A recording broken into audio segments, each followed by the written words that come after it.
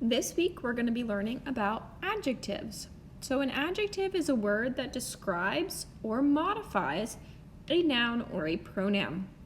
It can tell what kind, which one, or how many. Now on your notes you'll see they give you a list of examples down here, and they're actually going to put them into the different categories. So what kind, which one, how many. So what kind adjectives are adjectives like high, huge, beautiful, small, 20-year-old, and happy.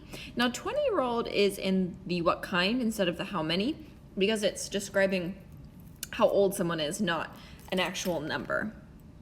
So I'm going to give you an example of an adjective used in a sentence. So the girl was beautiful. So in this example, beautiful is my adjective. And beautiful has to describe a noun, and it's actually linked to the noun with a linking verb. So the noun that beautiful describes or modifies is girl. And then you can fill in the bottom one with your own example. A which one adjective is the, and, that, these, a, those, this. I'm going to give you an example. So this paper is the one you need to turn in. Now in this example, I've actually used two of these which one adjectives. The first one is this. And this modifies, so it tells which one of paper. So which paper? This paper. And then I actually used another one, which is the. And the modifies one.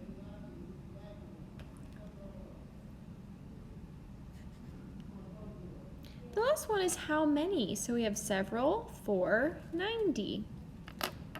So I found several stories that I like. So the how many adjective that I used is several. It's not letting me write for some reason. Okay, hold on. Sorry. Okay, so several. And then several what? So what does several modify? Several modifies stories.